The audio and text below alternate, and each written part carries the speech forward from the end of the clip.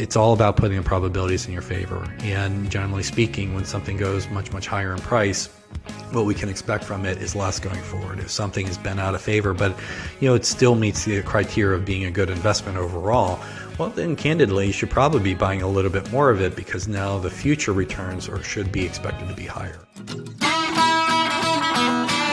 Welcome to Retire Smarter with Kevin Kroskey. Find answers to your toughest questions and get educated about the financial world. It's time to retire smarter. It's the Retire Smarter podcast. Great to have you with us. Walter Storholt alongside Kevin Kroskey, President and Wealth Advisor at True Wealth Design, serving you in Northeast Ohio, the greater Pittsburgh area, and in Southwest Florida. You can find Kevin online at truewealthdesign.com. Listen to past episodes of the podcast, read the blog, lots of other great information for you there as well. Kevin, great to be with you this week. I'm going to go ahead and get it out of the way right now. We've got the egghead alert. Egghead alert. We've been in kind of a series of episodes of egghead topics recently, so figured we'd get it started off with a good right off the bat. I love, you set the stage very well, Walter, and I appreciate you and your people putting the egghead alert together for me. I can't wait to share that with my 7-year-old and just see what her reaction is to Daddy getting the egghead alert sounded before he speaks. So I would be more than happy to send the MP3 to her and to your wife, and maybe they can queue it up on their phones and start using it around the house if you ever get into egghead moments. I don't think I do with my daughter, and being that she's 7, I'm sure I will at some point in time. And candidly, I don't.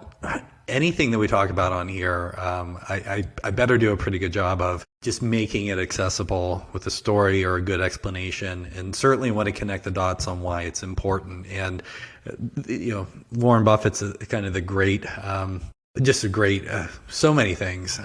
He's humble, he's generous, he's one of the world's best investors ever, and the way that he explains things is just fantastic. One of the ones I shared with you not too long ago is the one that he quipped where he said, the more you handle, money's like soap, the more you handle it, the less you have. And he's got so many of those. But I'm not Warren Buffett, but I strive to emulate him as best I can on the podcast and just explaining things in general. So some of the things we talk about, it's really important to understand, at least for your advisor, and then it's really important for your advisor to explain it in plain English, why it matters and maybe what it is. And I'll have some clients that would say like, well, that's what we pay you to worry about. We don't necessarily need to worry about that.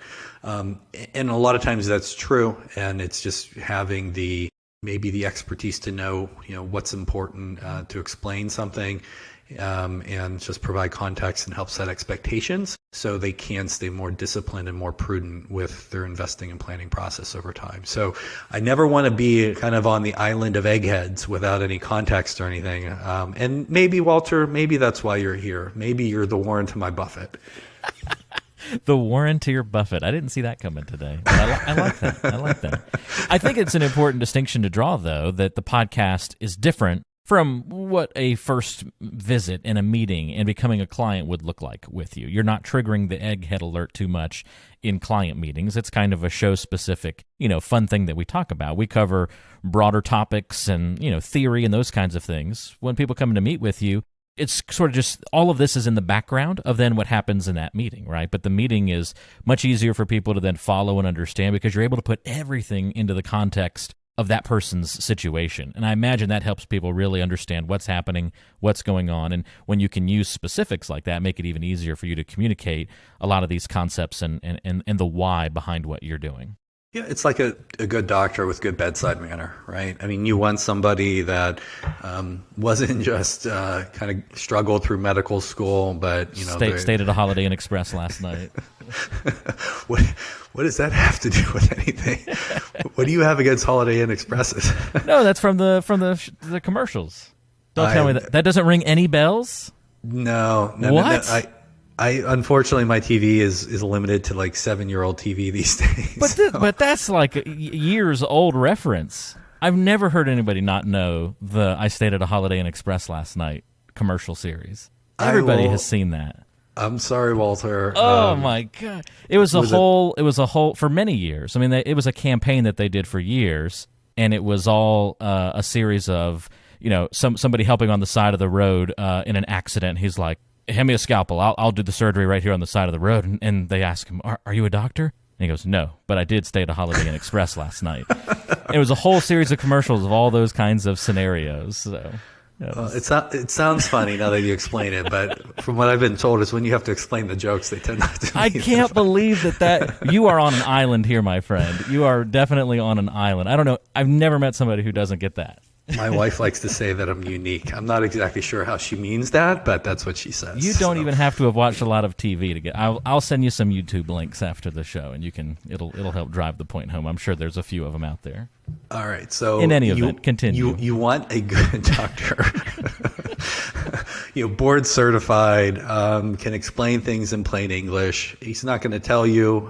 She's not going to tell you every little thing that goes into your diagnosis or what have you, but they're going to help you understand what you need to know, so you can feel confident in the path forward. So that's what we should strive to do, and that's what I try to do. I may not always be Warren Buffett, but nonetheless, you keep being the Warren to my Buffett. Although I'm a little bit more skeptical about this after that Holiday Inn Express thing. So I really hope you get some emails about this, because there's no way I'm on the island here. But all right, I believe you. I do. I'm hurt that you don't know the Holiday Inn Express joke. That saddens me.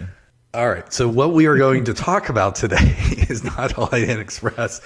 But we are going to, in fact, talk about terminal wealth dispersion. It's basically diversification, but taking it a lot further than what people commonly understand diversification to be. And let me start with why does this matter? Again, and a basic principle. This is the Retire Smarter podcast. Basic principle of retirement planning is to make sure that your money lasts longer than you do. That's a moving target. We don't know how long we're going to live, but we need to meet our lifestyle goals. We need to have not just preserve our money, but preserve our purchasing power over time. And, we will have inflation. We need to have our money keep growing. And that's kind of the basic goal there.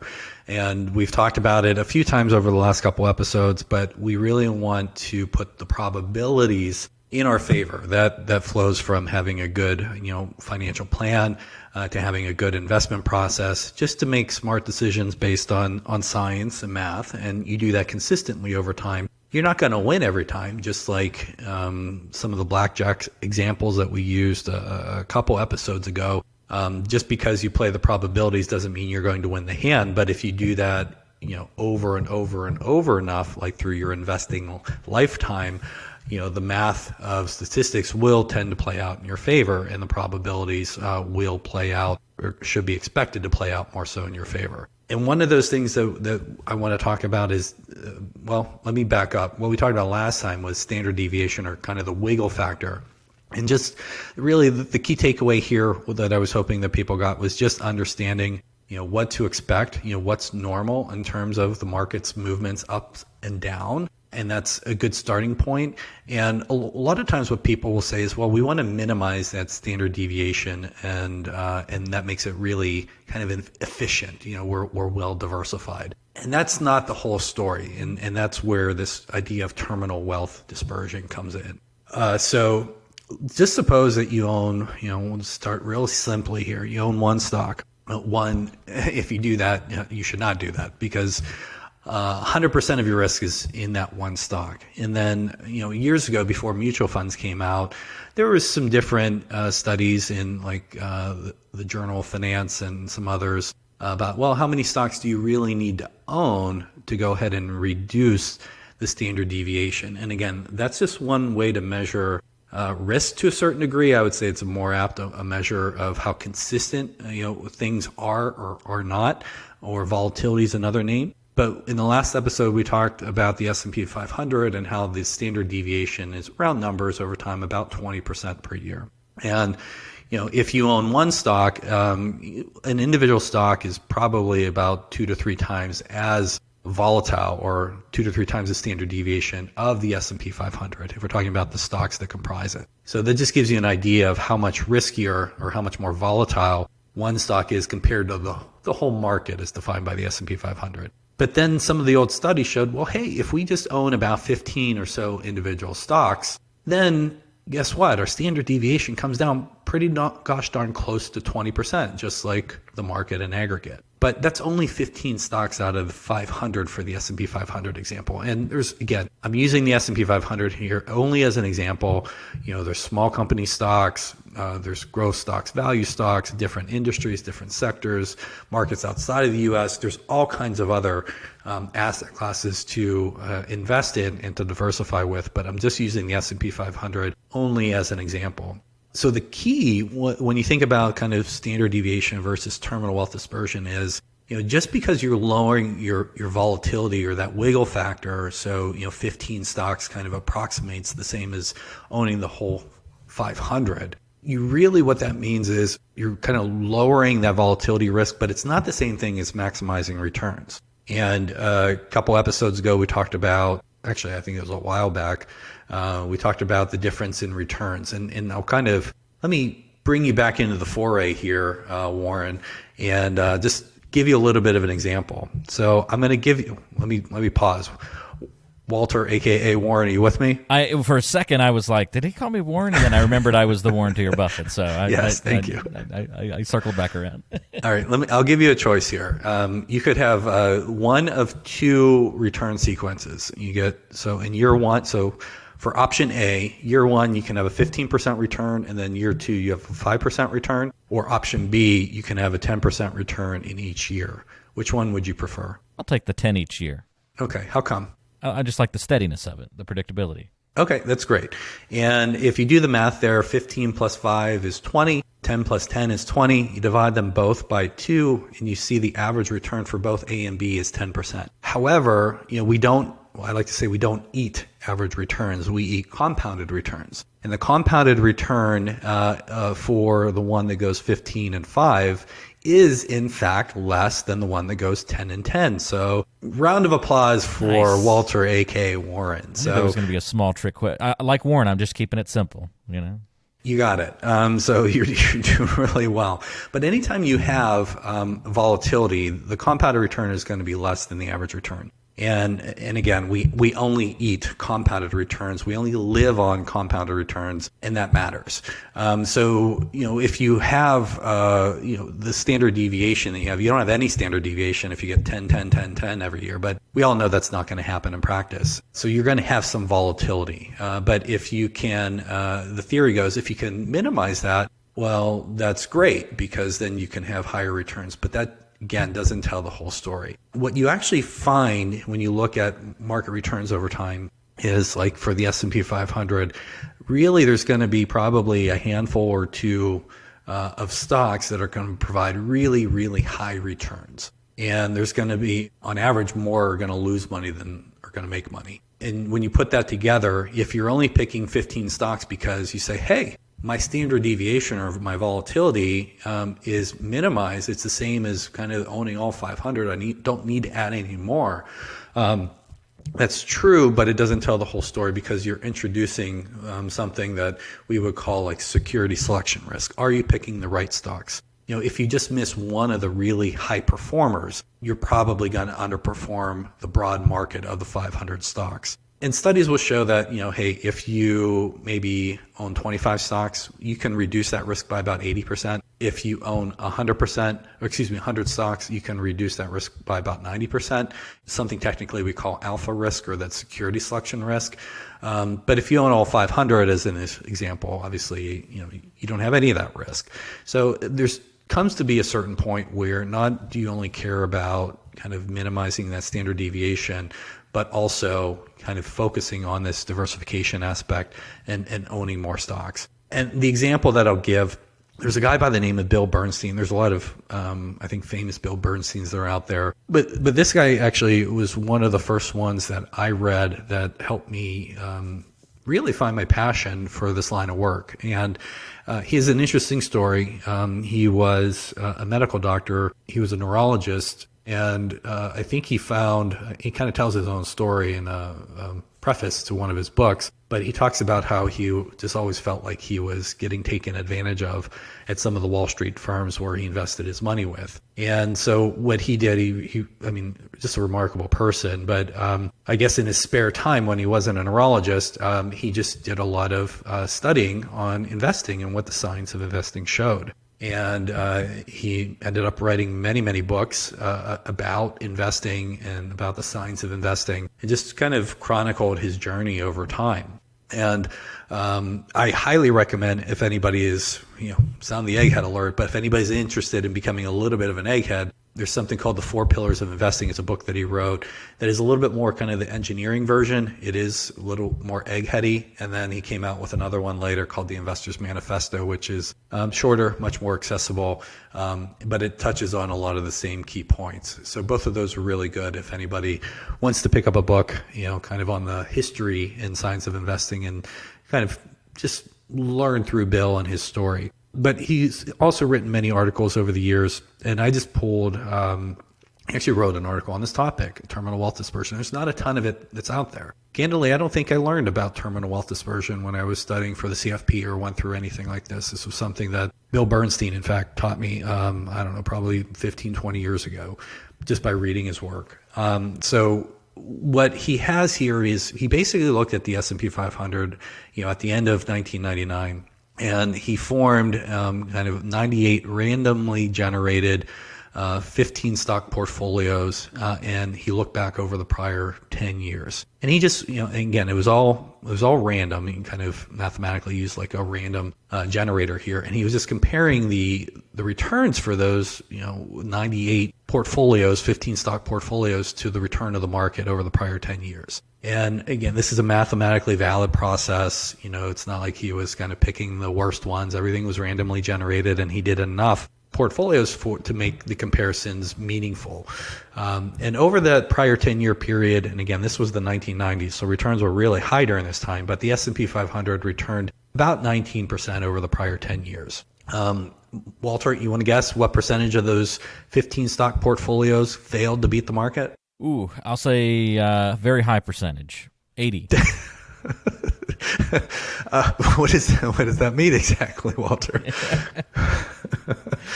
Come on, Warren. You're not being the Warren to my Buffett with that one. Not very good. Not very good. So 3/4 or 75% failed to beat the market. So I would agree with your very broad characterization that a very high percentage. And when you looked at the returns, basically some of the scatter, and this is that dispersion in the terminal wealth dispersion. When you looked at the returns over time, there were several portfolios that underperformed the market, the S&P 500, by 5 to 10% per year. That's per year. You do that compounded over a 10-year period, you're talking about huge dollar differences. And the reason, again, why this happens is, and he did a nice dissection, but basically each and every year, a disproportionate fraction of the big return from the market came from a very few super stocks. One of the examples that he used over that time period was Dell Computer, which increased in value over 550 times. And if you're picking, just a small number of stocks, whether it's 15 or 20, you're introducing that security selection risk, or alpha risk as they call it. And, if you just don't get one of those super stocks, your returns are more than likely going to go ahead and lag the market. So when you think about retirement planning, again, if we're talking about just putting the odds in our favor, if you're just picking some individual stocks, you could get lucky. Maybe there's going to be, kind of 5 super stocks that year. You're picking 15 and you just get incredibly lucky, pick all 5, and your returns are going to be super high. You're going to be way higher than the market. However, just like 75% of them failed to go ahead and beat the market in his randomized example, you're actually introducing much more risk, and you should expect on average that your results are going to be poorer than the market. So most people, if they were faced with this clear bet, hey, do we want to have a concentrated portfolio and try to become fabulously wealthy, or do we want to reduce our risk and diversify a lot?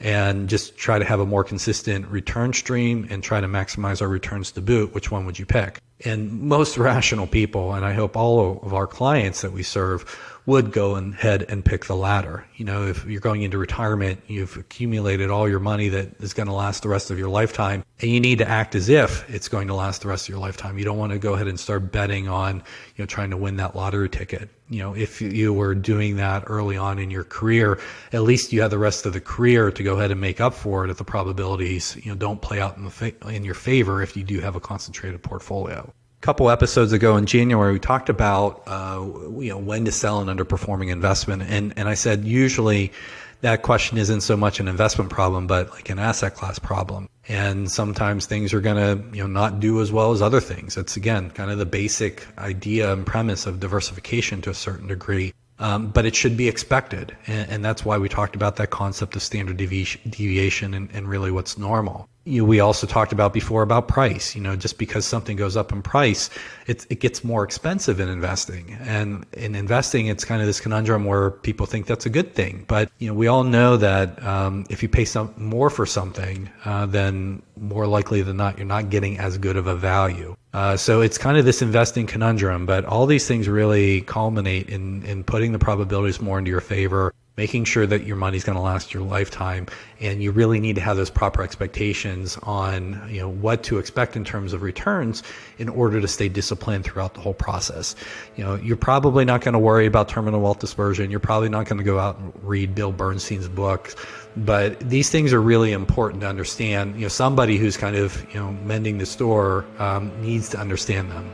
For our clients, that's me and the other advisors at True Wealth. If you're going this alone or if you have another advisor, they should absolutely make sure that they understand this, because if you're not doing these things, you are introducing more risk. You are not putting the probabilities into your favor.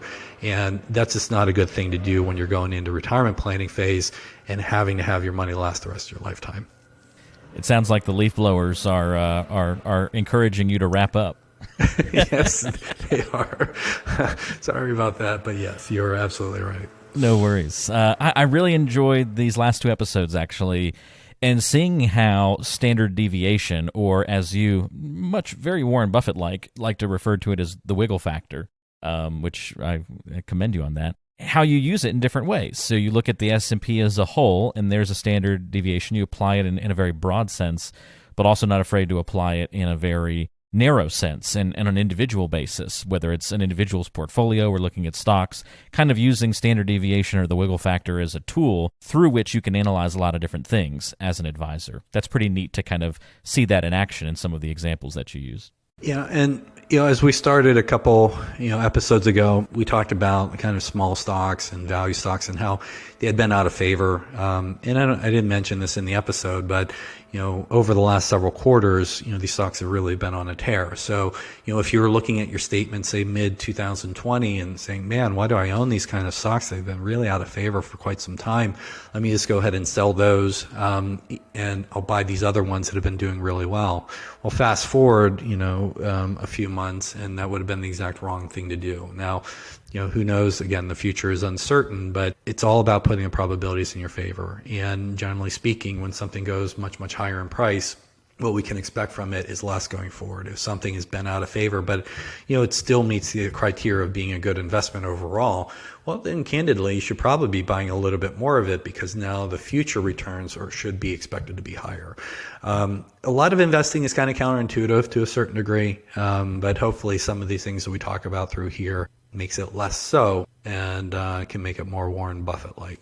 If you have any questions about what we've talked about on the last couple of episodes, feel free to reach out to Kevin Kroskey and the team at True Wealth Design. You can do that by calling 855-TWD-PLAN. That's 855-893-7526. Or even better, go to truewealthdesign.com and click on the Are We Right For You button to schedule a 15-minute call with an experienced financial advisor on the True Wealth team. That's truewealthdesign.com. And that contact information is in the description section of today's show, so it's easy for you to find. Kevin, before we wrap up, I did download the audio from one of those Holiday Inn Express commercials figured we could play that real quick, and at least maybe you would get the gist. Now, I did this on the fly and didn't actually listen to it, but I'm assuming it's a normal 30-second commercial example that they had as part of their campaign, so bear with me. Let's see if this works. Sponge. How's everything look? Looks good. Looks real good. What's his BP? 120/80. Okay, folks. Close him up. You're not Dr. Stewart. No. But I did stay at a Holiday Inn Express last night.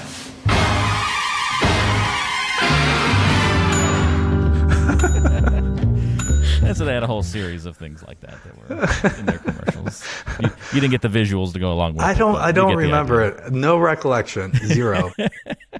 Oh, man. I've been quoting it for years. I think it was probably the late 2000, like 2008, 9, 10 time frame, probably when they were coming out. Somewhere in that time frame, maybe. I was probably just reading too many Bill Bernstein books. I was going to say, you were just reading too many dispersion. egghead books. Yeah, that's it. It lined up exactly that way, and that's why you never got into that commercial campaign. But in any event, I'm hoping some other folks remember that campaign and got the joke there. But that was fun. Kevin, thank you so much. Really good last 2 episodes. Enjoyed these. Glad you're feeling better, and can't wait to see what you have prepared for us next time. We'll have to intentionally go on the opposite side of being an egghead and the unegghead route. Unegghead, yeah. I'll work on it, but let's. I don't want to say dumb it down. That's not a good descriptor, but more terms like wiggle factor. Well, and maybe we'll try to work on maybe a couple stories. So we'll see. Maybe I'll pull some out from some client meetings over the next few weeks and see if it's something worthwhile to share. Hey, that sounds like a plan. Thank you so much. That's Kevin Krosky. I'm Walter Storholt. Thanks for joining us. Don't ever hesitate to reach out if you've got a question. Hey, in fact, if you've got a topic suggestion, please let us know. Go to True Wealth Walter, Design and are you saying use the because, contact form. Are you saying that because of these last two? Like, hey, help Kevin out. Don't let him talk about this stuff anymore. I'm just saying, okay. in general, if somebody's got a topic they want to hear about, I'm more than happy to have those that feedback. So absolutely. Maybe they heard another term that sounds like standard deviation or terminal wealth dispersion, and they want a good explanation on that eggheady term. You never know. So I'm just throwing it out there. Go to truewealthdesign.com. Feel free to get in touch. We'd love to hear from you, and we can maybe bring that up as a future topic on the show if you've got something good for us. It's always fun. For Kevin, I'm Walter. We'll talk to you next time right back here on Retire Smarter.